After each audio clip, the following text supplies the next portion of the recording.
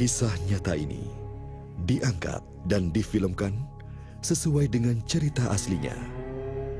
Dan pada bagian-bagian tertentu telah diubah untuk tujuan dramatisasi dari kejadian sebenarnya.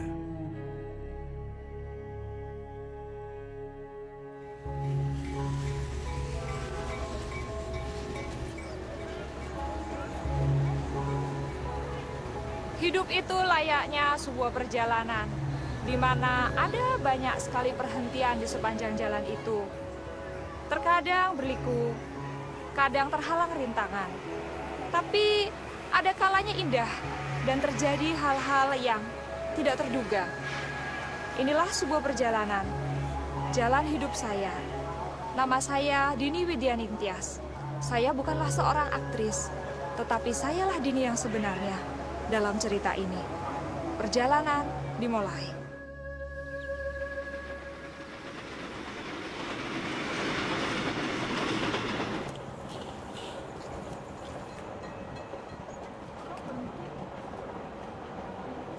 Saya dalam perjalanan bisnis naik kereta ekspres Jakarta-Jogja saat kereta tiba-tiba berhenti.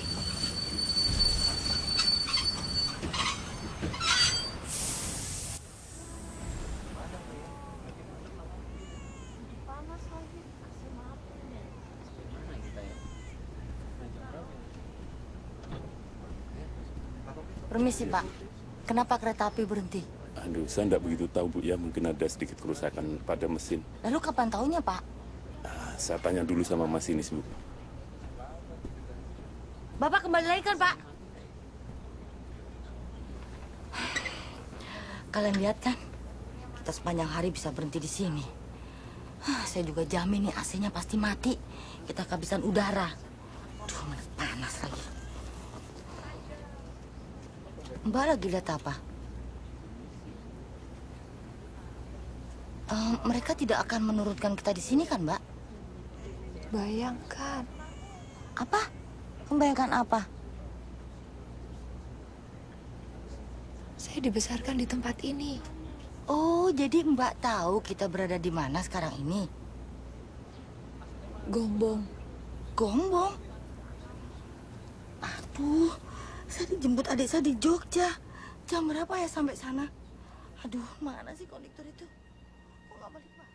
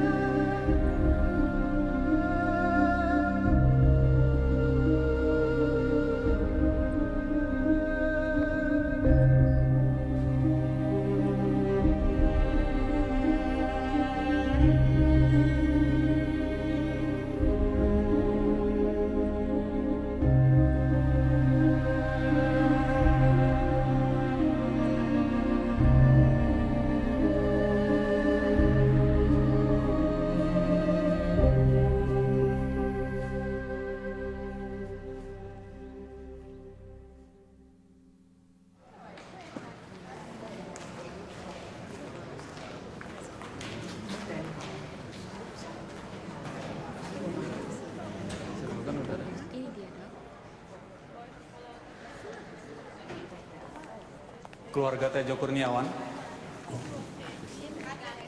Ibu Tejo Kurniawan. Saya Ibu Tejo Kurniawan.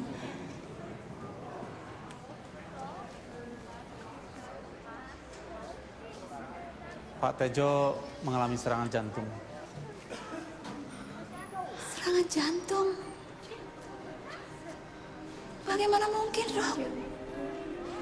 Memang dalam laporan UGD yang disampaikan kepada kami tidak dapat memahami apa yang terjadi. Beberapa saat yang lalu, Bapak terlihat sehat-sehat saja. Kemudian sakit karena diare dan muntah-muntah.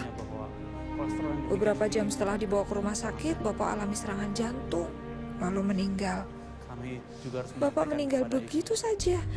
bahwa Saya merasa disambar petir. apa yang kami bisa sudah kami lakukan untuk menolong Pak Tejo. Namun Pak Tejo sudah tiada. Tak mungkin. Tak mungkin Mas Tejo meninggal. Tidak mungkin. Apa yang terjadi dengan saya? Kami turut berduka cita, Bu. Mohon maaf.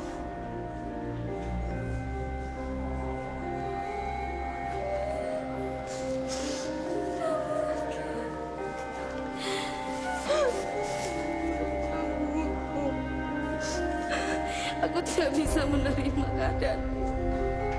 Apa yang harus kulakukan? Mbak, ada yang harus kubicarakan pada Mbak. Ternyata Bapak berselingkuh dengan Bule Sundari, saudari ibuku.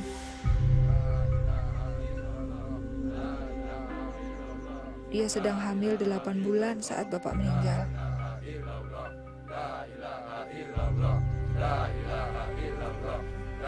Tidak hanya itu, ibu saya juga sedang hamil saat itu. Saya tidak tahu harus berbuat apa atau kemana saya harus berpaling. Selama ini saya menganggap Bapak seorang pahlawan. Allahu Akbar, Allahu Akbar, Allahu Akbar, Allahu Akbar. Kini saya merasa dikhianati. Assalamualaikum warahmatullahi wabarakatuh. Silakan Pak. Saya cemas tentang bagaimana hidup keluarga kami jadinya. Bapak-bapak, ibu-ibu, Assalamualaikum warahmatullahi wabarakatuh. Saya berumur 12 tahun, anak tertua. Dan sekarang ibu saya sedang mengandung lagi. Kepada bapak-bapak, ibu-ibu, dan ibu tidak bekerja. Bagaimana kami bisa bertahan hidup? Saya mohon dan saya harap kepada bapak-bapak dan ibu-ibu untuk memaafkan dia. Saya yang akan bertanggung jawab. Amin. Wassalamualaikum warahmatullahi wabarakatuh.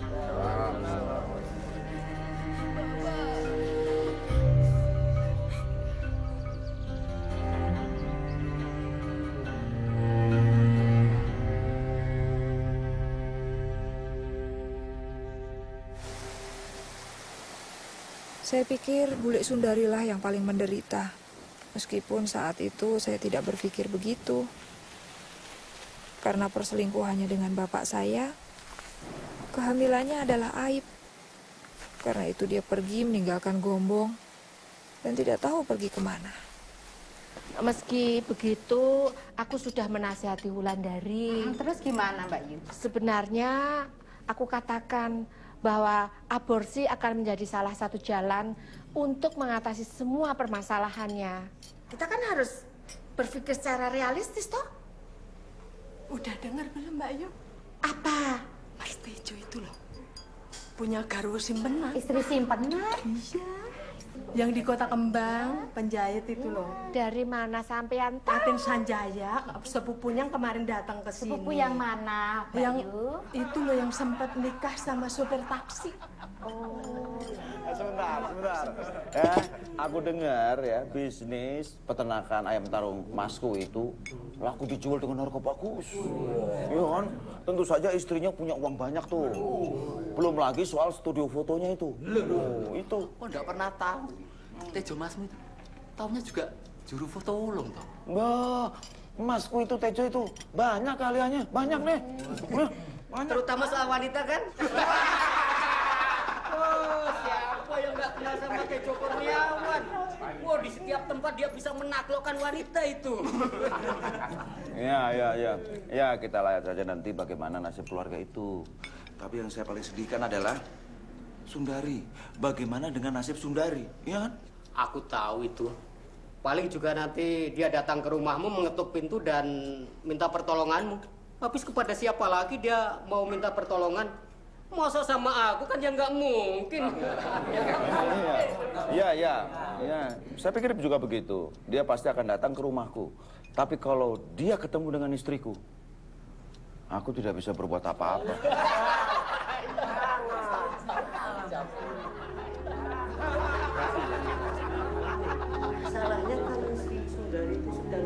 Orang-orang yang kami harapkan untuk menolong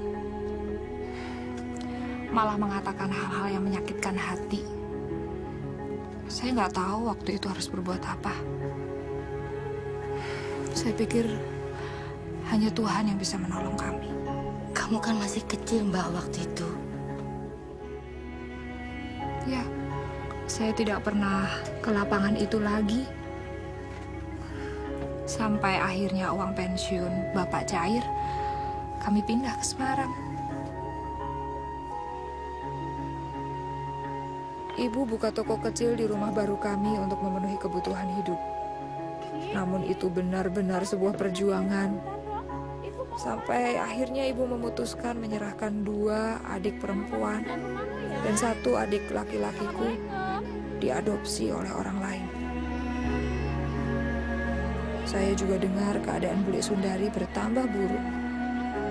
Setelah anak laki-lakinya lahir, dia pindah ke Sukoharjo dan tinggal dengan nenekku.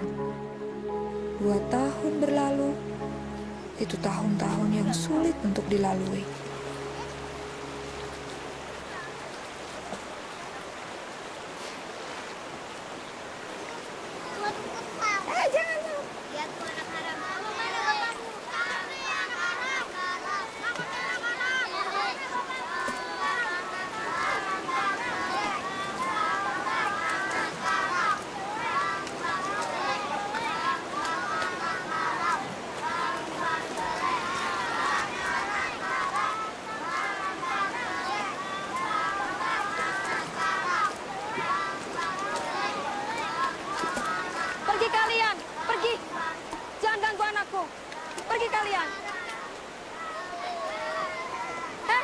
Kenapa kalian diam saja?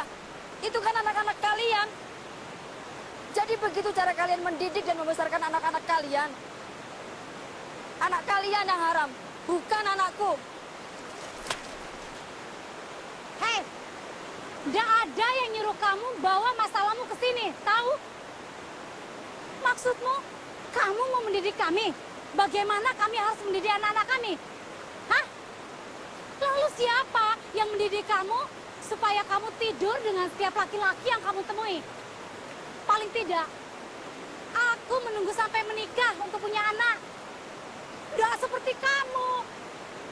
Jelas siapa bapak anakmu.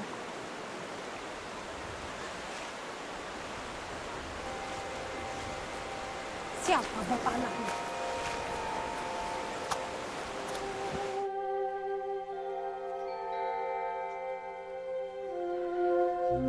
Tidak ada tempat lain lagi buat Bule Sundari dan Bambang. Mereka meninggalkan Sukoharjo dan datang ke Semarang. Bertentangan dengan keinginan saya, ibu ternyata mendengarkan permohonan Bule Sundari dan memutuskan untuk menerima mereka. Bagi saya waktu itu, masalah sudah cukup banyak.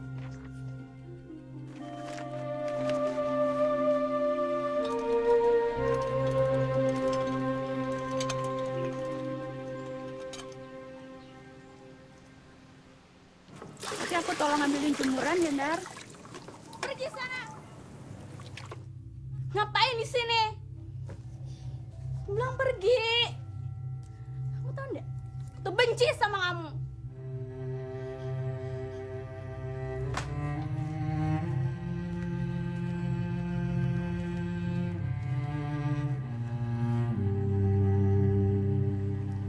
Kamu disilakin, Nar. Sudahlah, anak usah khawatir. Kan ada Dini yang jaga.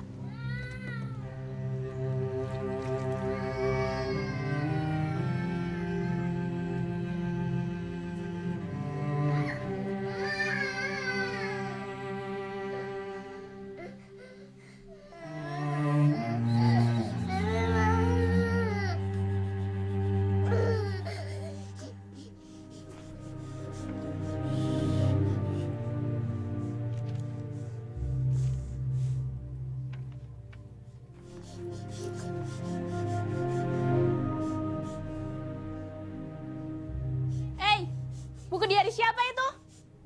Ih, apa hak bule baca buku diari orang? Bos ini nggak? Bos ini.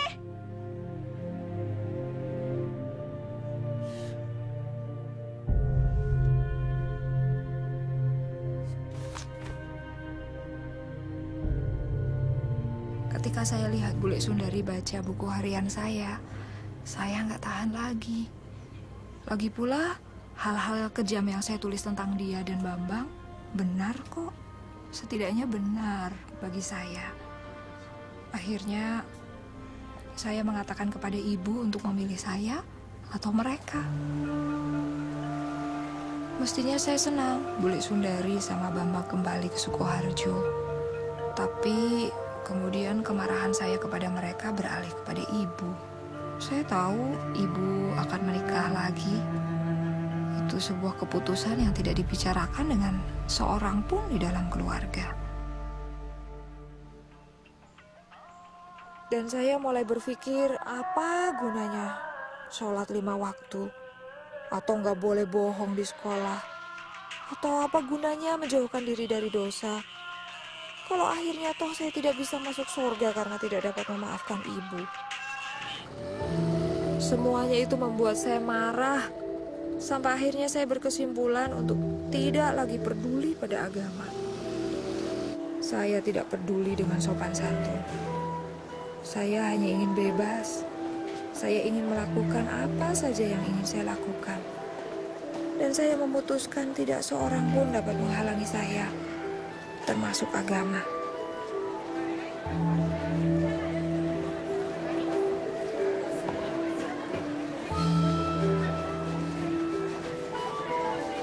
Saya mulai melanggar setiap peraturan yang ada. Waktu itu saya kelas 1 SMA. Saya melakukan apa saja yang saya mau. Tapi kemudian saya melihat hal-hal yang mengejutkan. Saya melihat seorang teman saya merangkak begitu rupa di atas lantai. Dia alami pendarahan karena keguguran. Atau teman saya lainnya yang dipenjara karena ia tertangkap basah mencuri. Dan saya mulai bertanya pada diri saya sendiri, apa kehidupan seperti ini yang saya inginkan? Hidup yang diatur oleh agama tidak membuat saya bahagia. Tapi hidup bebas tanpa aturan agama juga bukan hidup yang saya inginkan.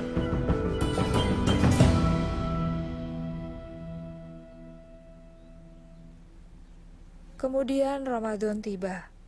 Dan saya mendapati diri saya kembali kepada iman saya. Setelah sekolah, saya mulai menghabiskan waktu dengan membaca buku-buku agama dan mengaji. Saya mulai membaca Al-Quran dengan tulus dan merasakan keinginan yang besar untuk lebih dekat dengan Allah. Saya benar-benar ingin mendapatkan kedamaian.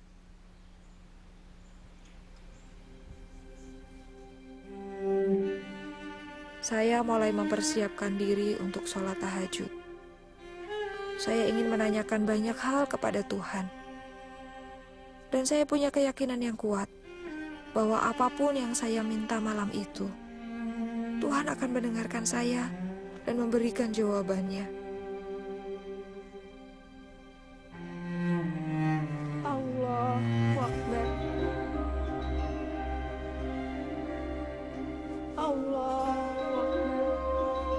Lalu saya tahajud menurut ayat-ayat tertentu yang saya sudah hafalkan. Rahmatullah. Assalamualaikum warahmatullah. Saya benar-benar hancur hati dan menangis kepada Tuhan. Ya Allah, Dari hati saya yang paling dalam, saya ingin menyenangkan Kau lebih dari apapun. Tunjukkanlah saya jalan, maka saya akan mengikuti Engkau manapun Kau pimpin. Tapi jika Engkau tidak menunjukkan jalan mana yang harus saya tempuh malam ini juga, jangan salahkan saya. Jangan salahkan saya, karena saya memilih jalan saya sendiri.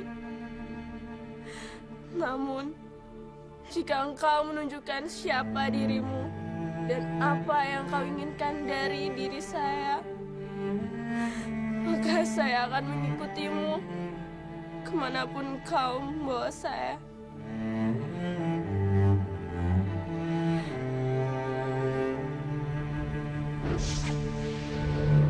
Pada saat itu, cahaya terang tiba-tiba muncul di hadapan saya. Kemudian membentuk sesosok manusia yang memakai jubah putih. Saya tidak dapat melihat dengan jelas wajahnya, tapi kehadirannya entah mengapa memberi saya ketenangan dan keyakinan. Dan tiba-tiba, entah bagaimana saya menyadari bahwa dia adalah Isa. Dan dia berkata, "Ikutlah aku." Dini, ikutlah aku. Saya bingung karena saya pikir, Tuhan, saya ini kan orang Islam, bagaimana mungkin saya mengikuti Engkau? Kau adalah orang yang dipanggil Tuhan oleh orang-orang Kristen. Tuhannya orang murtad, yang tidak mengenal Allah. Dan ia menunggu saya untuk datang kepadanya. Air mata saya mulai menggenangi wajah, dan akhirnya saya berkata, "Tuhan, jika ini adalah jalan kebenaran, maka saya ingin mengikuti Engkau." Pada saat itu saya merasakan damai yang belum pernah saya rasakan. Saya melihatnya tersenyum dan kemudian pelan-pelan pergi.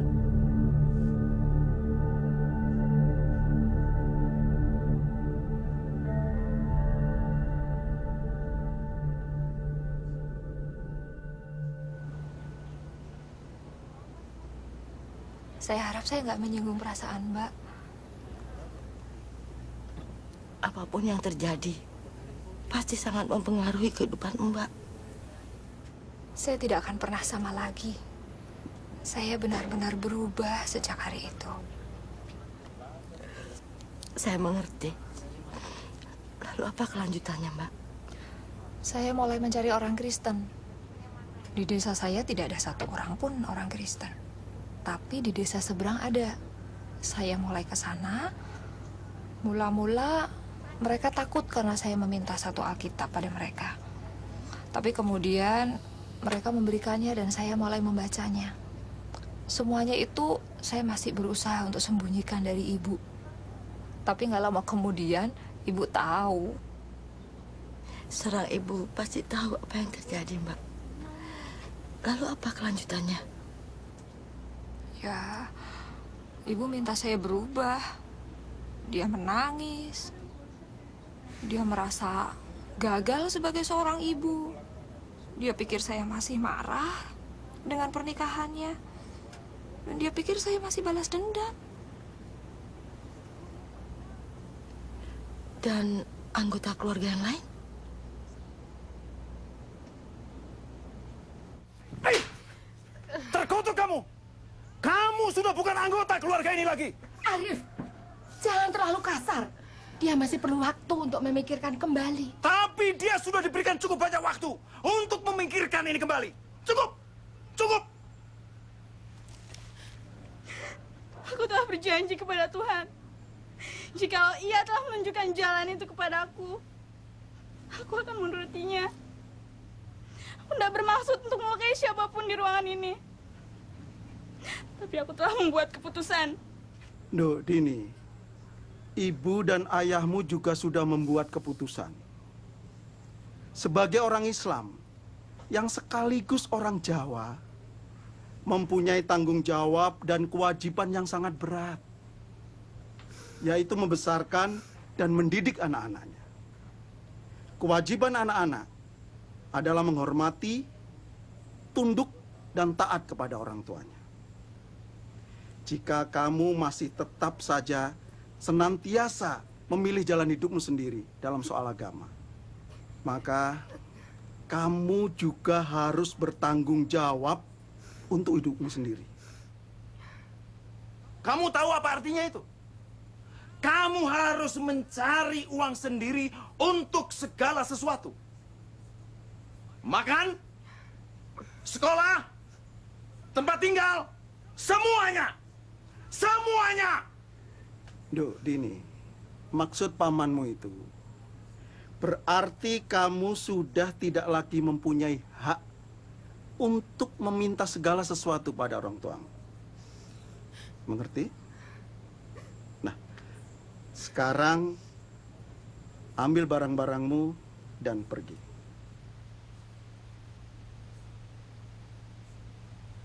Cepat!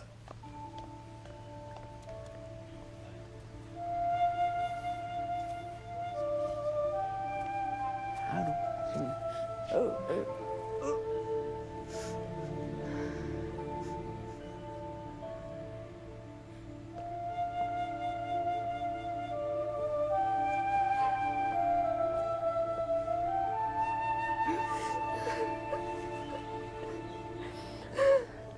Saya tidak tahu dari mana kekuatan itu datang. Tapi saya pergi dari rumah dan pindah ke kota lain, yaitu Solo. Saya berumur 16 tahun saat itu. Saya kontrak sebuah kamar di sebuah rumah kos dan melanjutkan pendidikan untuk menjadi pekerja sosial. Saya sudah menyelesaikan tahun pertama di kota Semarang. Orang di bagian administrasi sekolah di Solo menerima saya sebagai siswa pindahan tanpa banyak pertanyaan. Usai sekolah, saya bekerja setengah hari dan berhasil bertahan hidup. Saya berpikir, jika sesuatu berjalan tidak sesuai dengan rencana, saya bisa datang ke rumah nenek dan minta bantuan. Saya tinggal di Solo selama 3 tahun. Saya cukup sering datang ke rumah hanya untuk berkunjung saja. Kemudian setelah saya lulus dari sekolah, saya dapat pekerjaan di Semarang. Kemudian saya kembali. Pertama-tama sih memang sulit, tapi akhirnya segala sesuatunya jadi normal. Lega rasanya. Akhirnya berakhir juga ya, Mbak. Mereka pasti berjuang untuk bisa memaafkan. Sebenarnya orang yang paling berjuang untuk memaafkan itu saya, Mbak. Bukankah orang-orang Kristen harus bisa saling memaafkan? Iya, benar. Hanya kadang-kadang jaraknya sangat jauh. Yaitu dari sini sampai ke sini.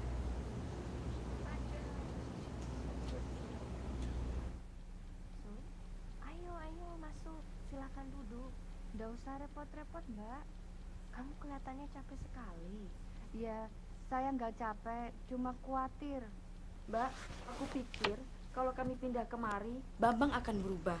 Kalau sekarang coba Mbak lihat, kerjanya cuma duduk melamun di kamarnya atau cuma jalan-jalan saja. Itu tidak baik loh buat anak muda seperti dia. Bambang itu perlu kerjaan. Iya, aku ngerti, Mbak. Tapi mau bagaimana lagi? Bambang cuma lulusan SMP. Nggak bisa dagang, nggak bisa apa-apa. Aku yakin keadaan akan menjadi lebih baik. Ini ada sedikit makanan untuk dibawa pulang.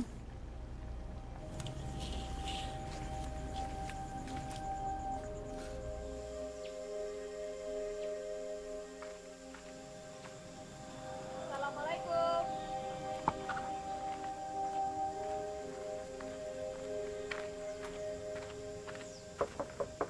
Assalamualaikum. Waalaikumsalam. Hai, aku Dini. Mbak Dini? Iya, aku Dini. Ibumu ada di rumah? Ada.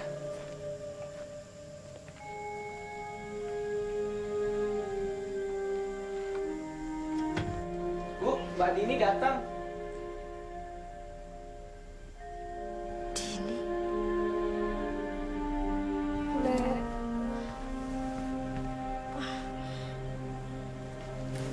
silakan duduk.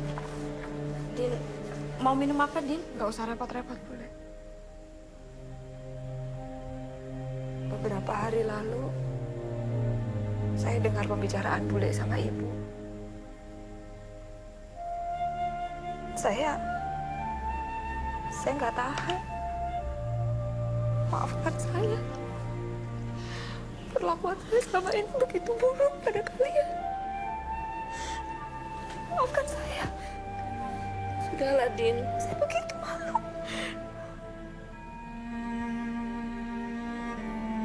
Aku mohon maafkan aku. Atas semua hal yang buruk yang pernah aku lakukan pada kalian. Aku mohon maafkan aku. Aku menyesal. Sudahlah, Din. Bule sudah memaafkan.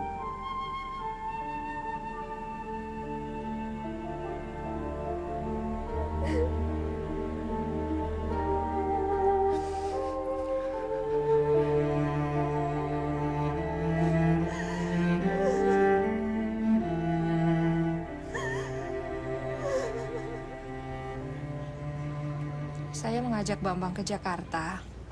Ketika kami mulai mapan, saya memberinya uang untuk berjualan sepatu di pasar. 3 bulan kemudian, dia mulai mendapat untung dan tidak membutuhkan uang dari saya lagi. Di mana dia sekarang? Dia di Jakarta. Dia baik-baik. Saya selalu menangis kalau mendengar cerita yang akhirnya bahagia. Tapi itu belum akhir cerita. Lalu apa? Apa ada yang lebih baik? Ya, karena ternyata masih ada 1 orang lagi yang saya belum maafkan. Pamanmu yang menampar kamu. Kalau ada saya, dia nggak bisa menampar kamu, Mbak. Bukan dia. Yang saya harus maafkan adalah bapak saya. Bapakmu? Kan katanya sudah meninggal waktu Mbak masih kecil. Iya. Yang meninggal dan meninggalkan saya dalam banyak kebingungan. Yang meninggalkan saya dengan banyak kepahitan. Yang mengharuskan saya cari jalan keluar sendiri. Dan sekarang Mbak sudah memaafkannya. Kapan hal itu terjadi? Baru saja.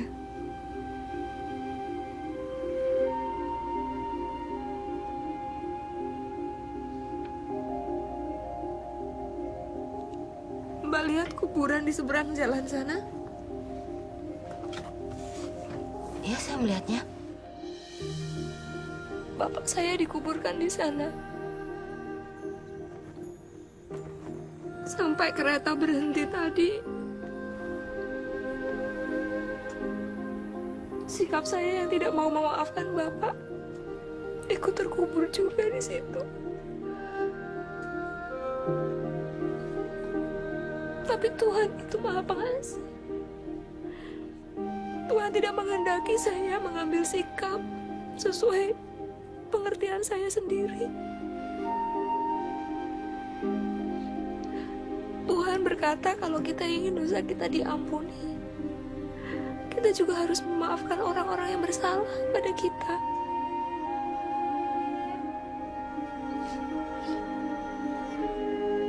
Saat saya bercerita ini, saya ingat betapa sebenarnya saya sangat mencintai bapak saya. Dan bapak juga mencintai saya. Kami punya masa-masa yang indah, masa-masa yang manis untuk diingat. Sepertinya kereta ini berhenti hanya untuk kamu, Mbak. Saya juga berpikir begitu. Sepertinya Mbak seakan-akan sangat mengenal Tuhan dan seolah-olah Tuhan itu sahabat Mbak. Tuhan berkata agar aku mengikut Dia. Saya nggak selalu tahu kemana Tuhan membawa saya. Tapi saya tahu satu hal. Dia bisa dipercaya untuk membawa saya kemanapun saya harus pergi.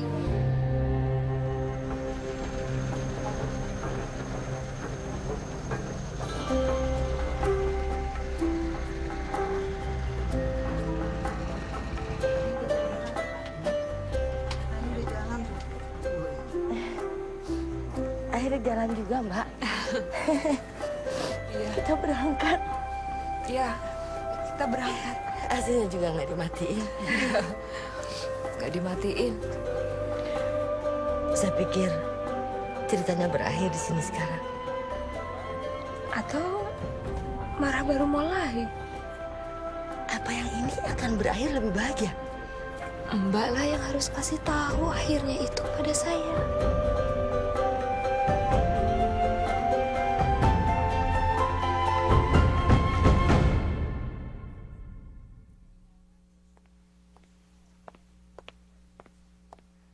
Ketika orang yang kita hormati mengecewakan kita, kita merasa kecewa. Dan kepercayaan kita padanya menjadi buyar.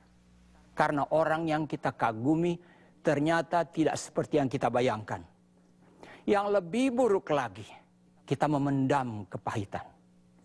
Semakin penting orang itu dalam kehidupan kita, semakin besar jadinya kekecewaan itu. Dini yang kala itu masih muda, merasionalisasikan bahwa ia punya hak untuk marah dan menjadi pahit. Marah dan pahit terhadap orang tuanya, terhadap bibinya, Sundari, dan saudara tirinya, Bambang, bahkan marah kepada Tuhan. Kemudian Dini mengalami perubahan yang luar biasa. Dini mendapatkan penglihatan akan Tuhan Yesus ketika ia mencari kehendak Tuhan atas hidupnya, dan memutuskan untuk mengikuti Yesus kemanapun Yesus pimpin. Dengan cara yang tidak kita mengerti sebagai manusia, Yesus menembus dinding kamar tidurnya, mengelurkan tangannya kepada Dini dan berkata, "Ikutlah aku." Datang kepada Yesus adalah langkah pertama yang sangat bagus, tetapi seperti kehidupan nyata yang Dini ceritakan kepada kita, kehidupan kita di bumi adalah perjalanan yang berliku-liku dan penuh dengan belokan, pemberhentian di luar jadwal, dan banyak pelajaran di sepanjang jalan. Namun kita percaya kepada Tuhan Yesus. Kita seperti Dini, mengikuti Yesus kemanapun Yesus membawa kita, dan melakukan apa yang Yesus minta. Bagi Dini ada banyak jalan yang bisa ia ambil. Semakin ia bertumbuh dalam perjalanan kekristenannya, Dini menyadari bahwa ada satu jalan yang perlu dilaluinya seutuhnya, yaitu jalan pengampunan. Suatu jalan yang tidak mudah diambil, tetapi Dini berhasil mengambilnya karena kekuatan kasih. Bukan sembarang kasih, tetapi kasih yang datang dari Tuhan. Kasih yang tidak bersyarat. Rasul Paulus menulis di 1 Korintus pasal 13 tentang kasih. Ia berkata bahwa kasih itu sabar dan murah hati. Kasih tidak pemarah dan tidak menyimpan kesalahan orang lain. Kasih percaya segala sesuatu, mengharapkan segala sesuatu, dan menanggung semua hal. Itulah kasih yang tidak pernah gagal. Kasih yang Dini selalu cari, bahkan ketika ia memberontak dan terhilang. Ini adalah kasih yang ia perlukan untuk mampu menahan penolakan dari keluarganya. Inilah kasih yang ia butuhkan untuk memaafkan orang-orang yang paling menyakitinya, termasuk sang ayah. Saudara, dengan kasih inilah Bapa di sorga mengasihimu. Ia mengasihimu apa adanya. Ketika Dini berseru kepada Tuhan untuk menunjukkan jalan kepadanya, ia tidak tahu bahwa Isa akan datang kepadanya dalam suatu penglihatan di suatu malam, menampakkan kemuliaannya dan meliputinya dengan kasih dan kelembutan. Namun itulah yang terjadi. Saudara, Yesus mungkin mendatangi atau tidak mendatangi Anda dalam sebuah mimpi atau penglihatan, itu tidak penting. Yang lebih penting adalah Tuhan mengasihi Anda Dan Tuhan ingin Anda menjadi anak-Nya melalui iman dalam Yesus Kristus. Tuhan ingin Anda masuk menjadi anggota keluarga-Nya dan hidup bersama Dia selama-lamanya di surga ketika hidup Anda berakhir di dunia ini. Apakah Anda siap membuka hatimu untuk Yesus seperti yang Dini lakukan? Jika Anda ingin menerima Yesus Kristus sebagai juru selamatmu, mari ucapkan kata-kata ini bersama dengan saya. Katakan, "Ya Tuhan, saya percaya Yesus. Saya menerima Yesus sebagai Tuhan dan Juru Selamat saya. Ampuni dosa-dosa saya dan jadikan saya anak-Mu ya Tuhan. Terima kasih. Dalam nama Yesus, amin." Sekarang Anda hidup dalam keselamatan abadi dengan Tuhan. Sekarang Anda anak Tuhan. Puji Tuhan.